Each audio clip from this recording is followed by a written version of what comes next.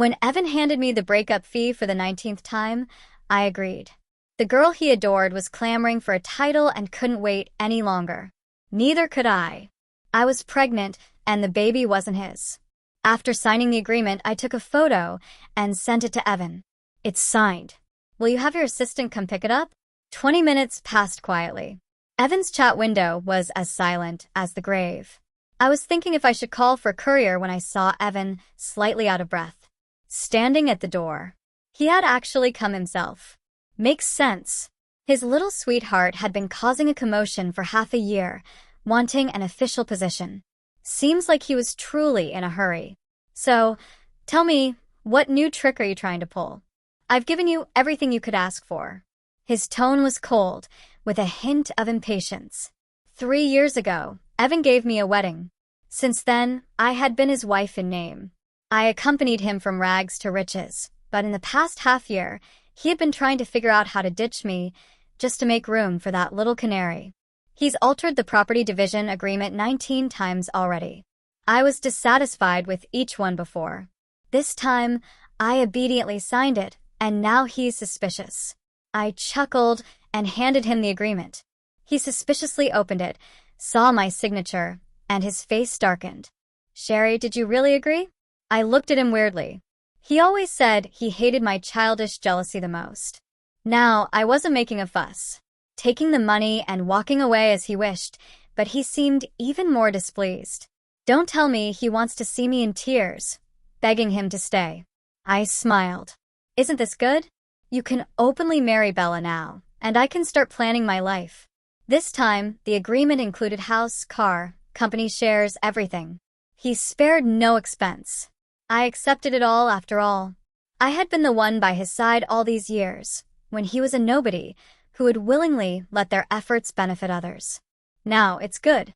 With everything I've earned over the years, plus what he's giving me, even if I start traveling the world from tomorrow, I have enough to live comfortably for the rest of my life. Love might be gone, but at least I have a lot of money. Evan heard my words, and his look became complicated, as if he had something to say, but refrained. Just then, a soft, sweet voice interrupted us. Sherry, thank you for letting us be together. It was Bella, the little canary Evan held dear. She was a phoenix emerging from the mountains. Ordinary education. It wasn't easy for her to get into the fiercely competitive Galaxy group. Yet she managed it in just 3 months, becoming Evan's secretary in the CEO's office. She worked really hard at seducing Evan. Evan said she was pure and kind, always afraid I would bully her.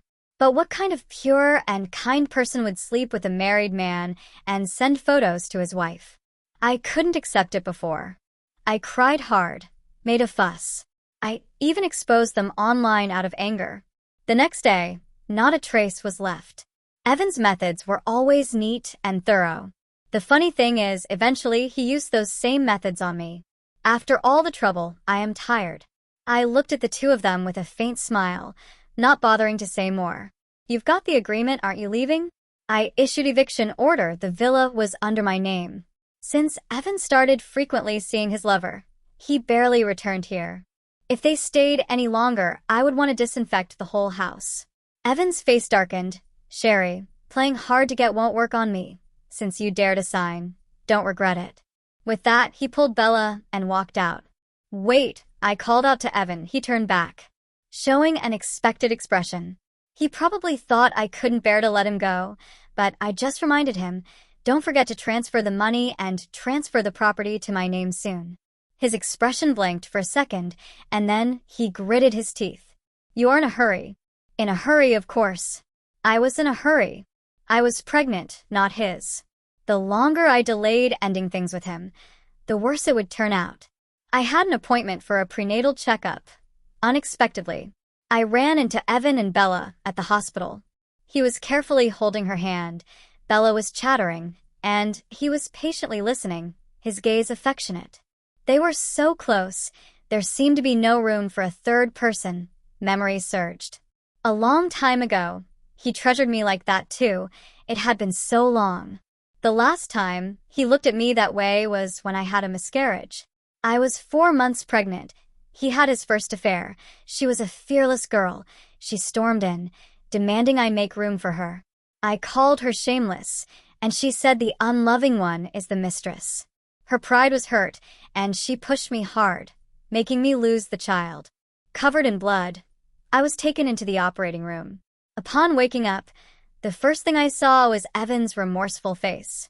His eyes were full of guilt, gripping my hand tightly, sobbing. "I'm sorry, Sherry. I'm a bastard hit me. Please, I'm sorry."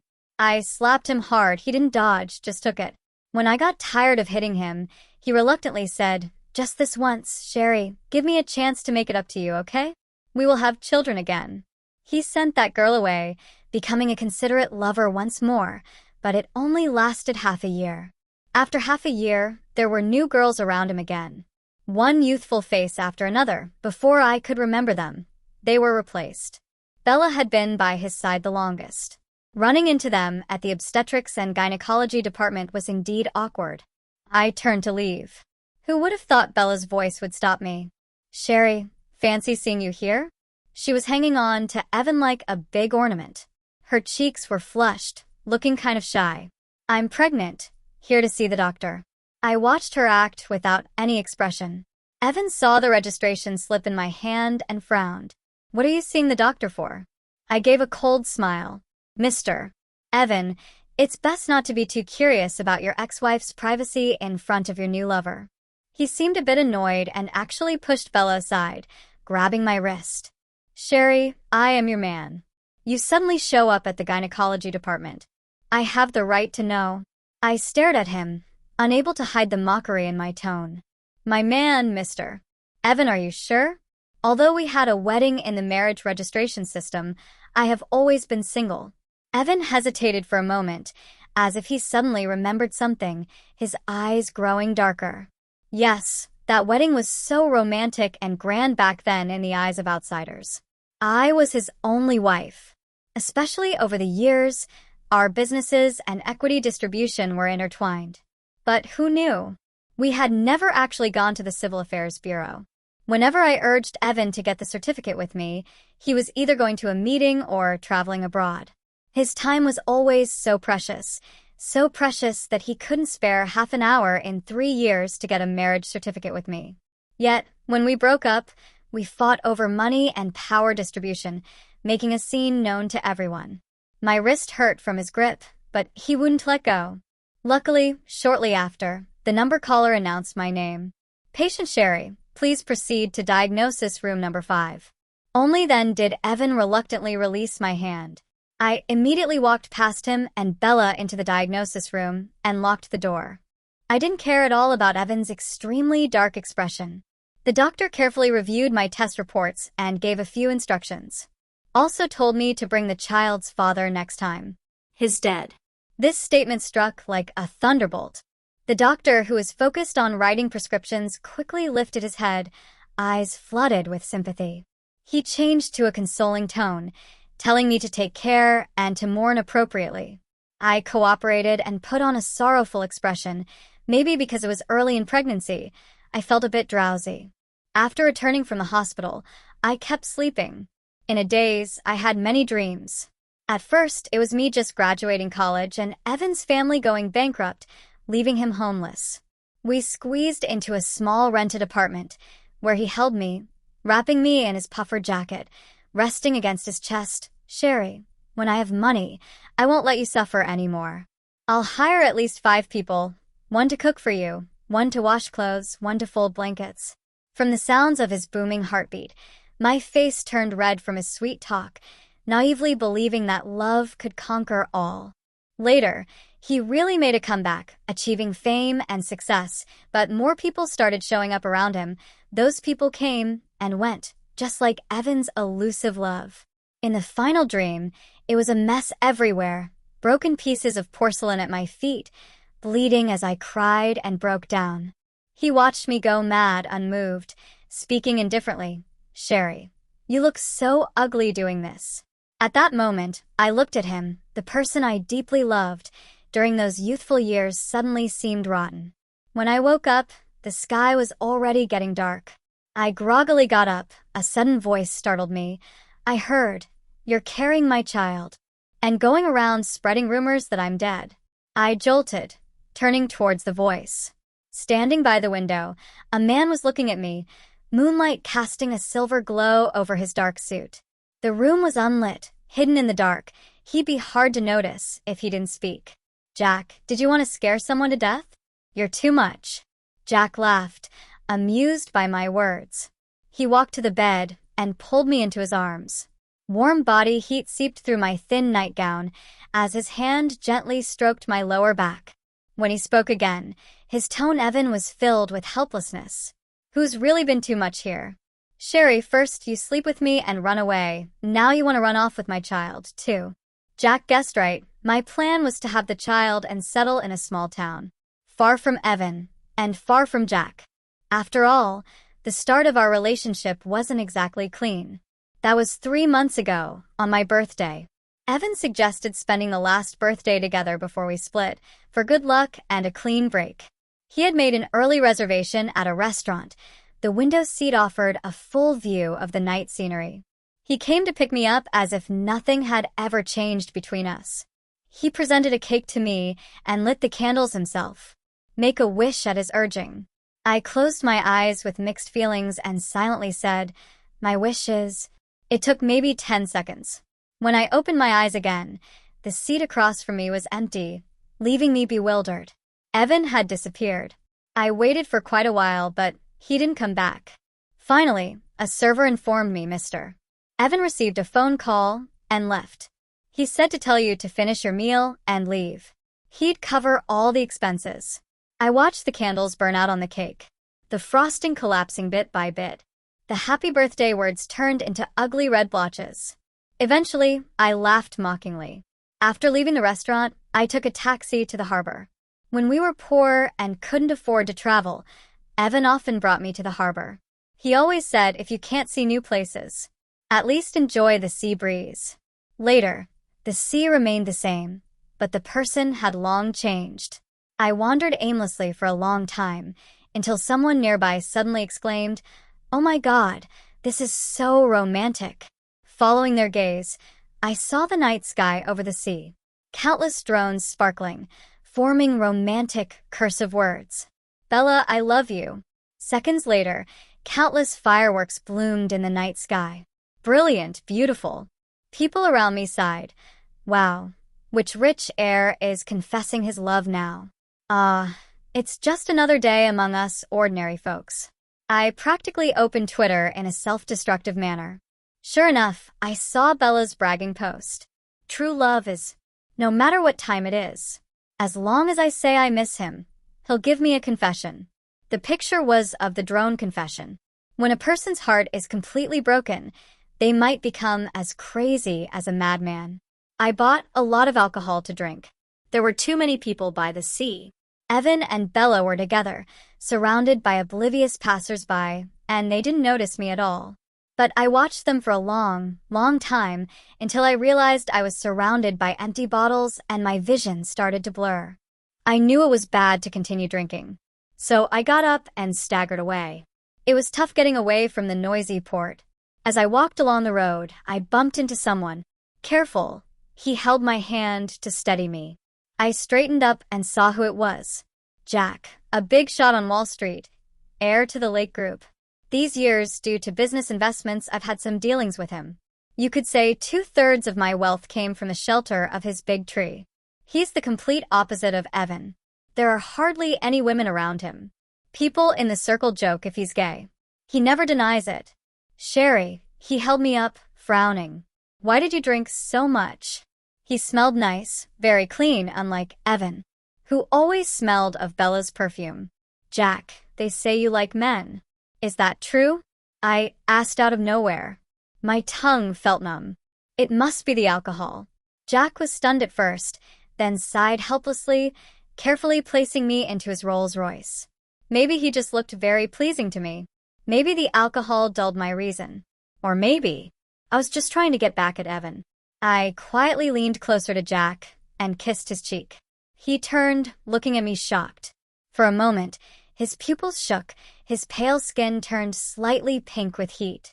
The next second, I brazenly straddled him. Jack, do you want to try with me? I was so close. My lips brushed his earlobe. It felt soft, so I kissed it. His ear felt slightly hot. He spoke above me, his voice a bit hoarse. Sherry, get a grip. I laughed. I'm sober. I know you guys like young and pretty women. You can always dump a woman when you're tired of her. Feeling hot, I instinctively wanted to move closer to someplace cool. He frowned, eyes dark and unclear. I leaned back to kiss him again. This time he didn't avoid it. His lips were cool, with a fresh mint scent. Very nice. I kissed him breathlessly, almost to the point of suffocating. He held my head with one hand, my waist with the other, forcing me to continue. The car's partition conveniently rose, completely sealing us in a private space. He finally let go of me, his voice huskier than before. Sherry, I don't like men and I don't like young ones. His reaction was so slow. We already kissed. Why say this now? I wasn't drunk to the point of forgetting everything, but my head was fuzzy. Before I could think clearly, Jack started the car. Soon, we reached the destination. Jack lifted me from the back seat. He carried me through the villa's living room, quickly upstairs into the bedroom, and placed me carefully on the bed. Standing above me, he looked down. My eyes were fixed on his lips. The lips I just kissed, moist with steam, slightly swollen and red. I glanced down, the top 2 buttons of his shirt unbuttoned, collarbones exposed to the air. He looked like a seductive male siren. He curved his lips, guiding my hand under his shirt. Sherry, do you want it? Yes. Satisfied with my answer, Jack leaned down to kiss my lips. Different from the previous 2 times, this kiss was deep, intense, as if trying to vent his strong possessiveness. His burning kisses moved down. Sherry, do you like it? My face felt like it could cook. I could only cling tightly to Jack. At first, I bit my lips hard to avoid answering, but eventually I succumbed to Jack's assault. I buried my face in his neck, whimpering. Yes, I like it. He kissed me with satisfaction. Finally, I fell into a deep sleep in his embrace when I woke up the next day. He was already gone. I understood what that meant. He must be someone who avoids trouble. Good, I avoid it too. Since he left, I decided to act as if nothing happened. That would be good for both of us. So I slipped away, blacklisting him to keep it clean and avoid awkwardness. As for business, I let my subordinates handle it.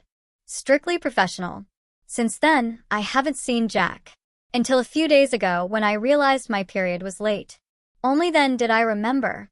I hadn't taken any contraceptives after that night. I secretly bought a pregnancy test. Did 5 tests in a row, all positive. I was baffled. After my previous miscarriage, the doctor said it would be hard to conceive again. So much for difficult. How did Jack hit the mark on the first try? I was confused. Logically, Jack had the right to know, but I recalled his attitude that day. I wasn't sure. Just in case. I didn't mention a word, planning to break up with Evan quickly and secure a future for me and the baby. Unfortunately, before I could, Jack found me. Sherry, why did you block me? His lips close to my ear, his voice cool, warm breath spilling from his mouth. You didn't regret sleeping with me, did you? His attitude left me stunned. I didn't expect him to care so much about me blocking him, to avoid more misunderstandings. I decided to make things clear. Jack, we're all adults here. I initiated that night, so I understand and accept the consequences. You found out about the hospital, so you should know I'm definitely keeping the baby. I have money. I can take care of the child myself without troubling you. If you're really worried, we can sign a confidentiality agreement. Jack suddenly froze while kissing my earlobe. His voice dropped even lower. You're going to do it alone. What if the kid asks about their dad? And what if they want to see a picture of him? I had already thought through this. I'll tell the kid their dad is dead. We can use AI to create photos. As for the cause of death, let's say it was a car accident. If you're not happy with that, you can come up with a more dignified death for yourself. Of course, if you want to see the kid later, that's fine. He can call you uncle. Jack frowned at first, but then he laughed angrily. Call me uncle. Sherry, what the hell do you take me for? I was stunned and couldn't quite grasp his meaning. Hadn't I even thought out the future for him, and he still wasn't satisfied. Jack, I just don't want to trouble you too much. After all, you left pretty decisively that day as I spoke. I watched Jack's facial expression and considered other possibilities. Could he have found out I was pregnant and changed his mind, wanting to fight for custody? Jack took several deep breaths before speaking again. A little helplessly. I never thought you were a trouble. I was slightly taken aback. I had another absurd guess creeping into my mind. Jack stared at me seriously, explaining, that day, there was a problem with my project's French division. I had to personally go sort it out. I left you a note, asking you to wait for me to come back. So, you didn't see anything? A note? I really didn't see anything. Why would he write a note in this high-tech age? Besides, I was too embarrassed to stay and just wanted to leave as quickly as possible. Who had the mood to check for notes? Jack continued, clearly upset. When I tried to contact you later, I found out you had blocked me on all channels. Sherry, do you see me as someone that's shameful? I gave an awkward laugh. That's a bit much. But we can't possibly get married, just because we slept together once, right? He looked down and asked, why not? I widened my eyes, almost in disbelief. Are you serious, Jack? Do you really like kids that much? Jack's gaze was incredibly deep, and he looked at me for a long time before lazily replying in a low voice. Let's just say I like kids, of course. I didn't agree to marry Jack. It was too crazy. I'd gone from loving Evan deeply to being fed up with him. Our long entanglement hadn't ended well. I wasn't about to jump hastily into another relationship trap. Jack didn't push. He just watched me re-add his contact info. He also insisted that I inform him before my next prenatal checkup. I frowned. Is that really necessary? I don't know if it was my imagination, but I thought I sensed a gritted teeth tone in his smile. Didn't you say I like kids? If I like kids, how could I let you go for a prenatal checkup alone? All right then, I respected his rights as the biological father. Besides, he was a moneymaker in my business. I had to show at least some respect. After that, Jack started caring about my diet and clothing, and even bought baby supplies. Once, he went on a business trip to Europe and personally brought back a custom-made crib by a master craftsman. The crib was filled with various diapers, formulas, and baby creams. He seemed genuinely excited about the baby's arrival.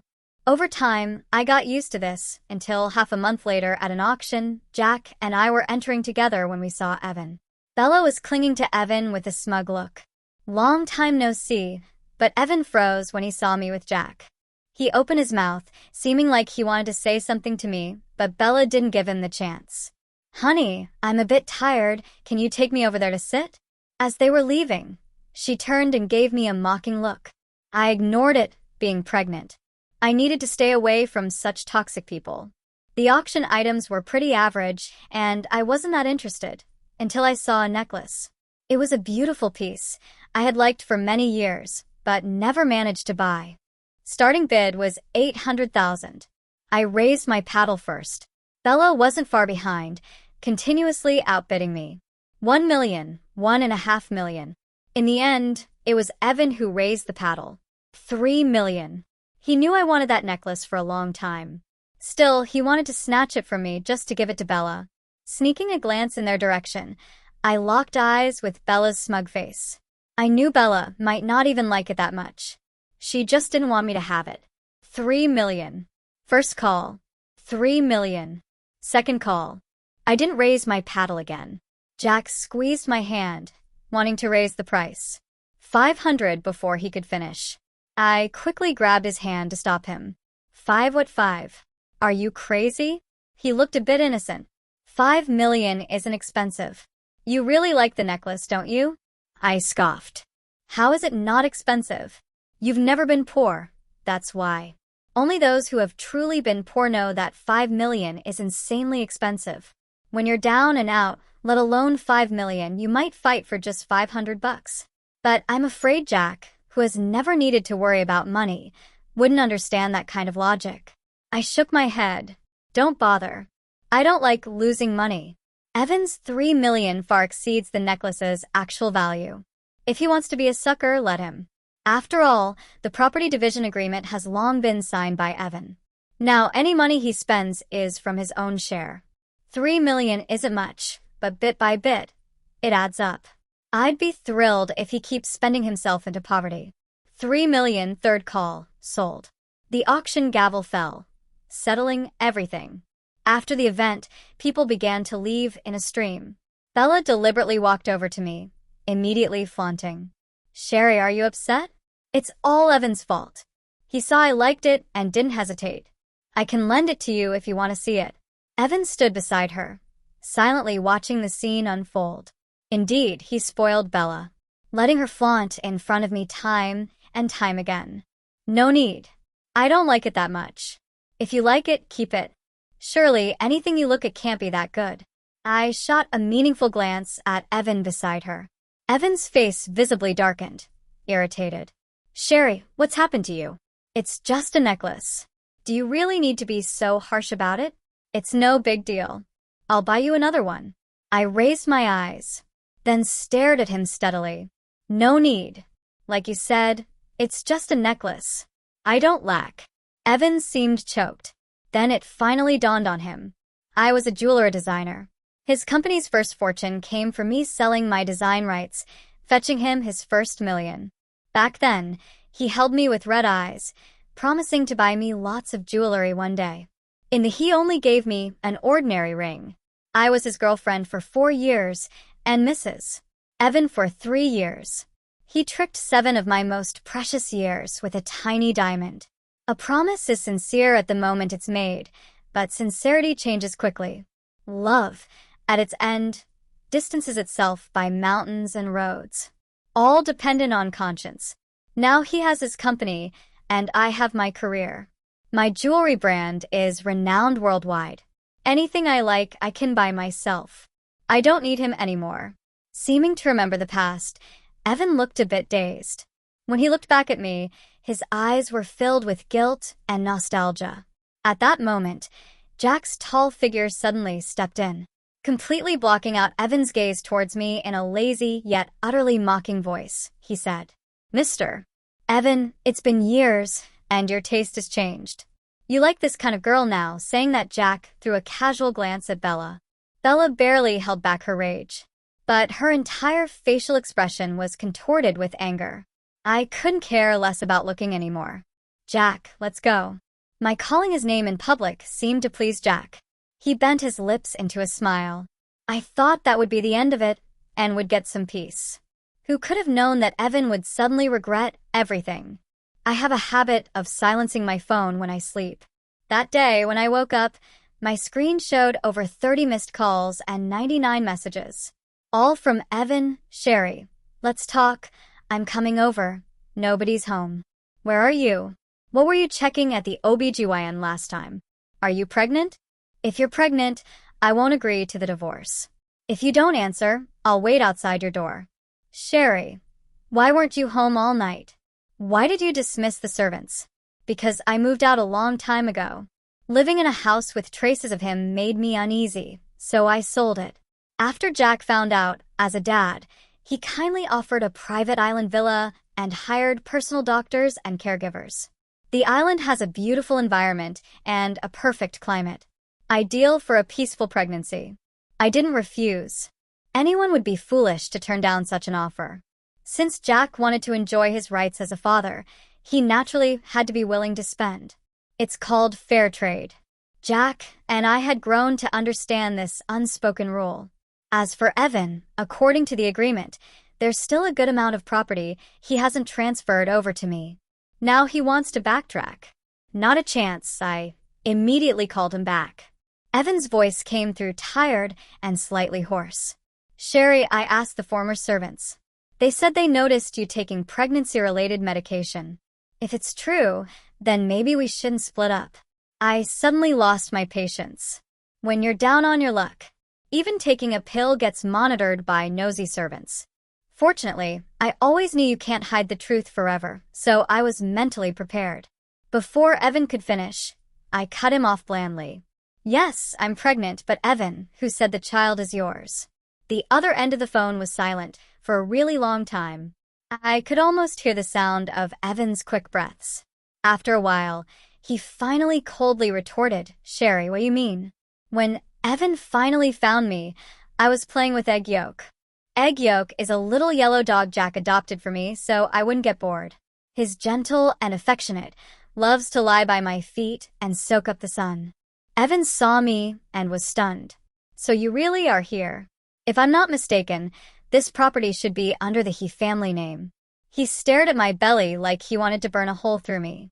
When exactly? I tilted my head and smiled, telling him, remember my birthday, the night you left halfway to confess to Bella with that drone. Evan's eyes widened, staring at me in disbelief. Finally, he stammered, Sherry, we hadn't even broken up, and you were already cheating on me. To him, it was like I had done something wrong. Like I was the one to be blamed.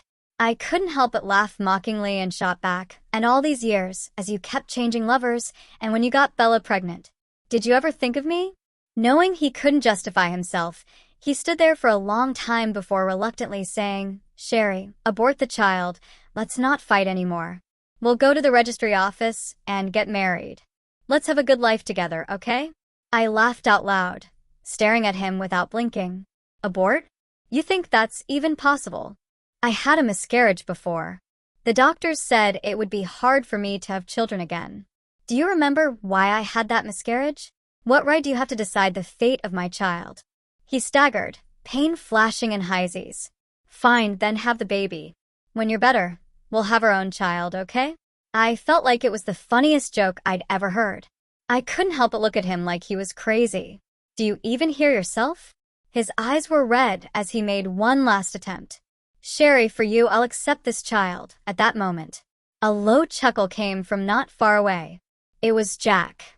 He loosened the top button of his shirt and spoke lazily, yet mockingly. Want my child to call you Dad? Are you worthy? The atmosphere tensed immediately. The moment Evan saw Jack, it was like he had been provoked, charging at him furiously. Jack, it's you. Unfortunately, he didn't manage to lay a finger on Jack before the villa's bodyguard stopped him. He probably forgot whose house this was. Evan's eyes were bloodshot, trying to break free from the bodyguards to fight Jack, but reality was harsh. With a flick of the guard's wrist, he was pathetically thrown to the floor, and Jack just sat on the sofa, legs crossed, looking at him expressionlessly, his face as cold as frost. Are you leaving on your own? Or do I have to have you thrown out? I was a bit surprised.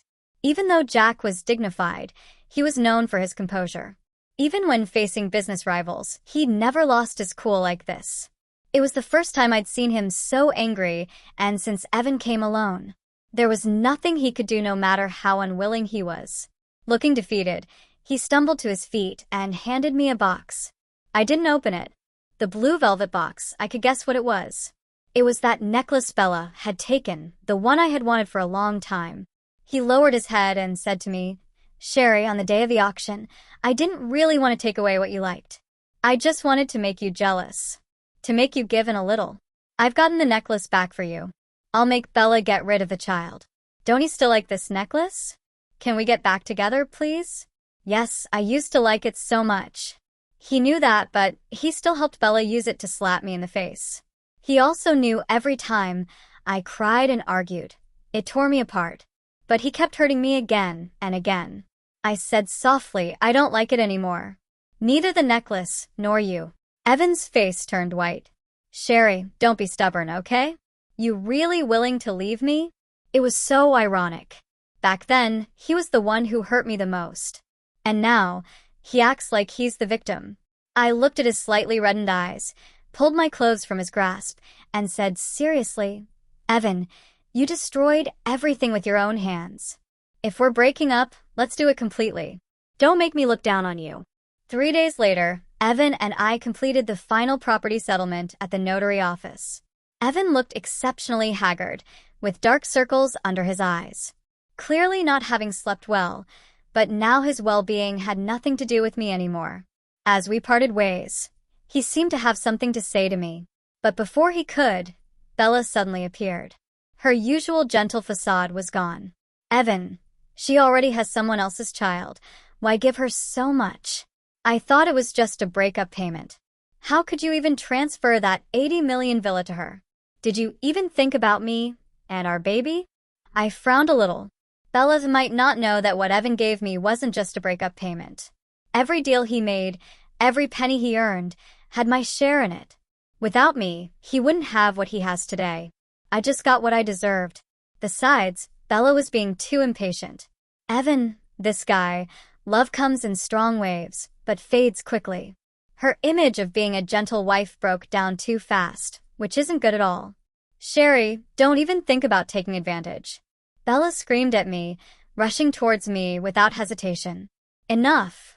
Evan shouted loudly, stopping her. Have you had enough? Stop embarrassing yourself here. Bella's body stiffened from the yell, her eyes turning red in an instant. She threw a fake handbag viciously at Evan, embarrassing. How can you yell at me? You broke up with her, didn't you? Why are you still protecting her? More and more onlookers gathered around. Evan's expression grew more and more annoyed, finally erupting. Even if I don't marry Sherry, I'll never marry you. Bella was stunned by the yell. The next second, she realized what had happened and chased after him in a panic, trying to grab Evan's hand. But Evan looked indifferent, pushing her away forcefully. Stay away from me. That's when the accident happened. Bella always loved dressing up. Even after getting pregnant, she still insisted on wearing delicate sheepskin high heels. She liked to use those to show Evan's love for her. As a result, Evan's shove made her lose her footing, and she tumbled down the steps several times. She landed on the ground, covering her stomach with a pale face, crying out in pain for help. My baby, Evan, my stomach hurts so much. Seeing this, Evan panicked too, looking extremely unpleasant. About 4 or 5 seconds later, blood started trailing down Bella's legs. My heart trembled at the sight. Before our child, Evan and I, was lost the same way. Is it fate for someone unfaithful and unloving? Even family ties are destined to be shallow. Or perhaps, the baby senses that its father doesn't love it while in the mother's womb. So, it leaves in sadness, even though the human world is nice. It chooses not to come again because of Bella's scene. Word about Jack and me eventually got out to the family. The next day, Jack's grandfather ordered him to return to the old house. He specifically mentioned wanting to see me on the car ride. I couldn't help but feel nervous. Jack reassured me, telling me his grandpa is easy to talk to. I believed him, but from the moment we walked in, the old man's brows never relaxed. Though he was 80 and needed a cane to walk, his face held authority, and he had a natural aura of superiority. Squinting his eyes, he commanded in an unquestionable tone. Kneel, his authoritative voice echoed throughout the entire hall. Jack didn't hesitate for a second. Taking off his suit jacket and kneeling straight away, I trembled, following behind him. Do I also have to kneel? My head filled with questions. Then Jack's grandpa spotted me, and his attitude did a complete 180-degree.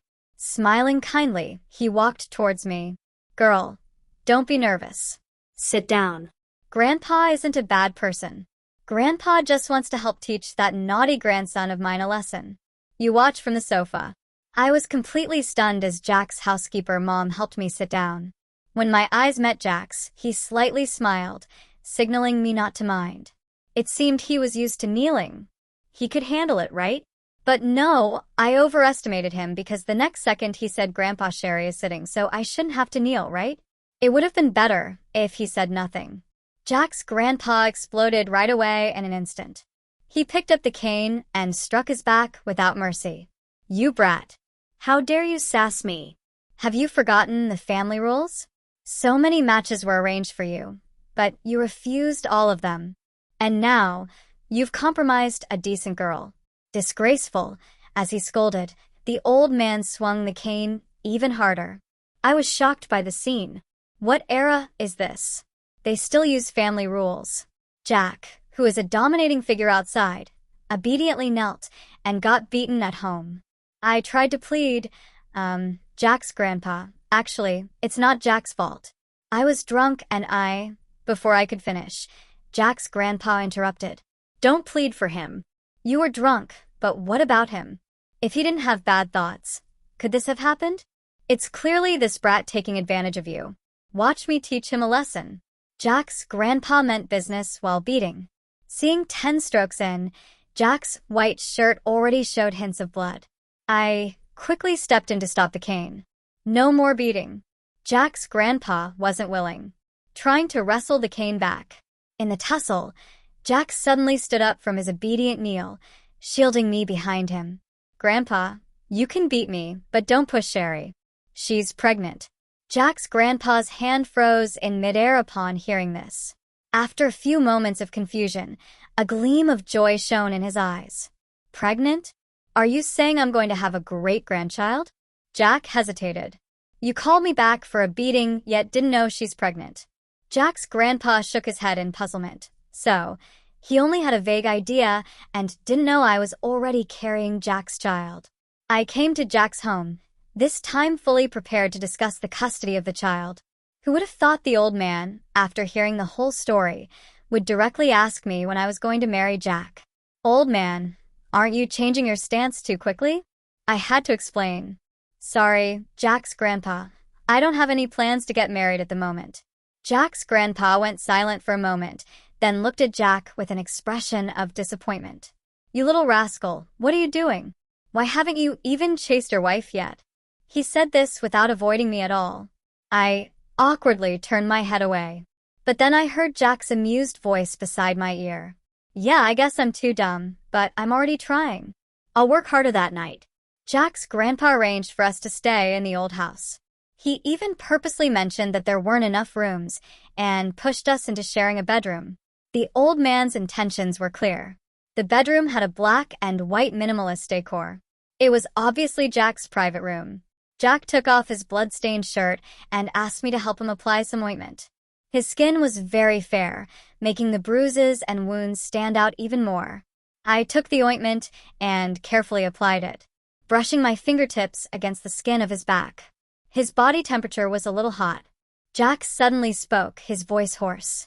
Grandpa is always hoping I'll get married. He's a bit overenthusiastic. Don't take it to heart. I softly mumbled in understanding. Old folks always long for a house full of children and grandchildren. After applying the ointment, I let out a long breath. I casually glanced around the room. Suddenly, a pair of cufflinks on the cabinet caught my eye. Why do they look so familiar? As if possessed. I walked over, picked them up, and was shockingly surprised. Jack, how did you get these cufflinks? Jack's gaze fell on the cufflinks and then shifted to my face. After a few seconds of silence, he lowered his eyelashes slightly. You gave them to me. I looked at him incredulously. How's that possible? I sold these cufflinks 8 years ago. Jack held the cufflinks, took a deep breath, and seemed to have steeled himself mentally before explaining. 8 years ago, a girl selling stuff near the university gate pushed them on me. These cufflinks had 6 blue and white diamonds, finely crafted, not worse than high-end brands. But she sold them to me for only $800. She said she designed them herself. They weren't branded, so they weren't worth much. She sold them to save up money to buy her boyfriend a new phone. Jack looked up and smiled self-deprecatingly. Back then, I thought she was pretty, just a bit silly during that time. I often walked through that street and always saw her at her stall. If she hadn't had a boyfriend, I would have certainly chased her. Later on, she graduated, and I went abroad. I thought we'd never cross paths again, but a few years later, her work showed up at an international jewelry auction. And later, she brought her jewelry brand directly to me, seeing her walk towards me step by step. My heart fluttered again. All these years, my upbringing kept reminding me that she was taken. I should never disturb her, until that night, when she stumbled into my arms. The night closed in. The room was dimly lit with a soft yellow glow. Breezes came through the old house's window screens, bringing a gentle coolness. Jack's voice grew softer. That night, you kissed me first. Sherry, how could I ever let go after that? I was stunned listening to all this. Jack was already holding my face, kissing me deeply. Later, I gave birth to a sweet, adorable daughter. Jack always stayed by my side, but I never agreed to his proposals. Not for any special reason, I just didn't want to be tied down by a relationship again. Only those who have been in a cage know the value of freedom. Plus, liking someone and marriage are not the same thing. I didn't dare easily get involved again. My daughter took my surname and was named Zoe. I accompanied Zoe from her babbling first words to her first day at school. Unwittingly, another 7 years had passed. People talked about Jack, saying he transformed from a young and handsome gay guy to the current golden bachelor. Jack would always clarify publicly, "I'm not gay, and I'm not single. I have a girlfriend. I also have a daughter. My daughter is really beautiful." Jack's grandpa, still tough as nails, would often grumble sarcastically, "Yes, you have a girlfriend. You also have a daughter, but you don't have a wife, and your daughter calls you uncle." Zoe always knew Jack was her dad, but she stuck to me too much. When Jack came over, he would insist on sleeping with me, being clingier than a child, so Zoe would get coaxed away by her grandma. That's why she would pointedly call him Uncle Jack. Uncle Jack, feeling wronged by his daughter, would pitifully come to me at night. He'd hold and kiss me repeatedly, his tone full of grievance. "Sherry, you heartless woman, when will you finally give me a proper title?" He had his arm around my waist and I lazily poked at his abs. "Depends on your performance tonight and my mood tomorrow." Jack grumbled that I always gave him empty promises. The next second, he buried his head and kissed me even more passionately and fiercely. Later, I heard from a friend that Evan was dead. After Bella lost the baby, she clung to Evan and wouldn't let go. She threatened to marry him, demanding he take care of her for the rest of her life. Evan had long grown tired of her and refused to comply, even trying to fire her from the company. Desperate, Bella fought back by leaking company secrets to a rival and exposing various financial issues. Evan was overwhelmed by her actions, losing several big deals and ultimately seeing his company go bankrupt. He came to despise Bella, and in one of their heated arguments, he accidentally pushed her down the stairs. Feeling hopeless, Evan followed her and jumped too.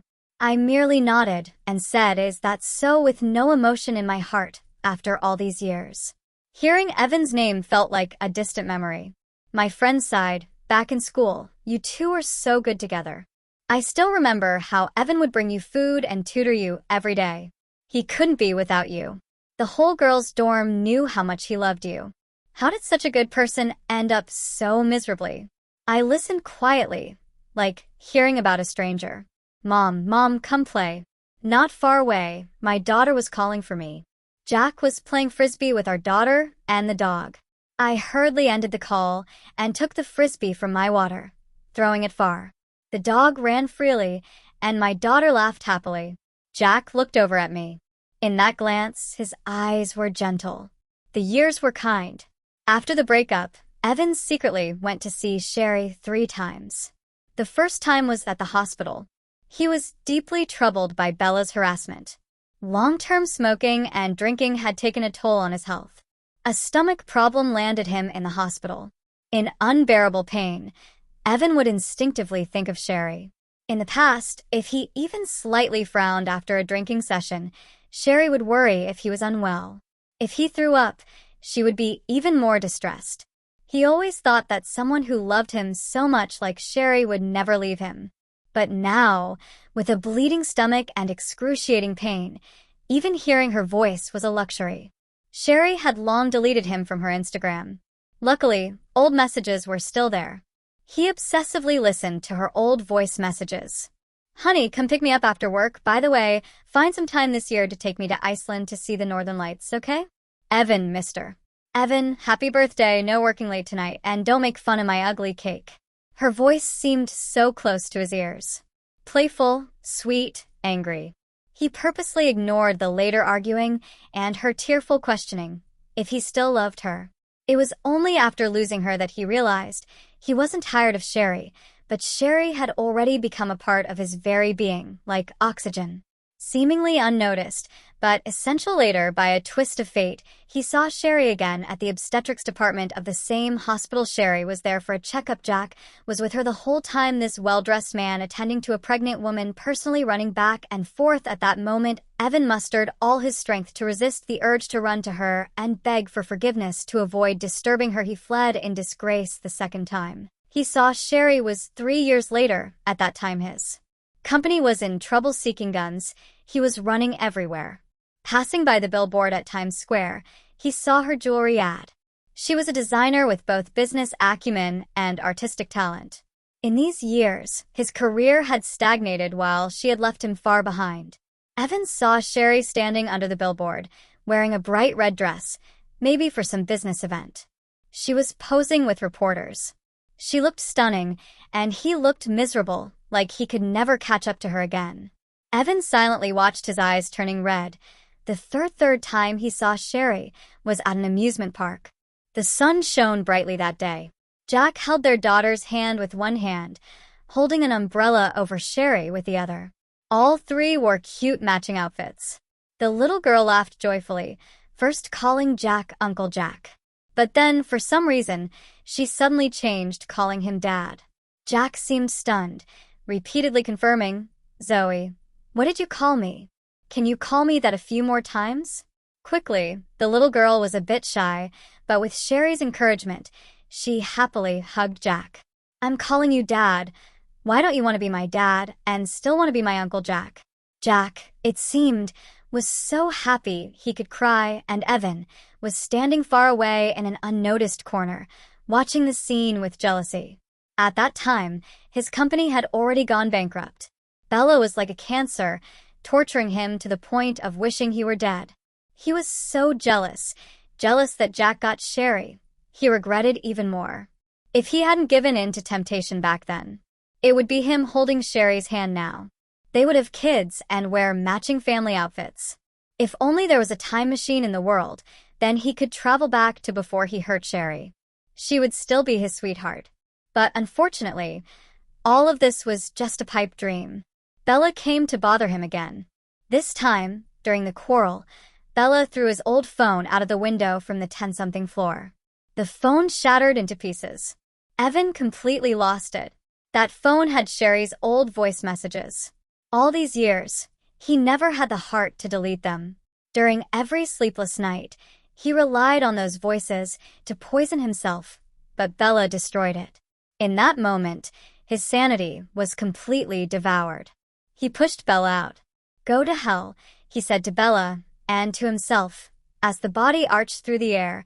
In that moment of falling, the howling wind passed by his ears. "Sherry, if I'm not here anymore, would you think of me sometimes? Or maybe it's better to forget."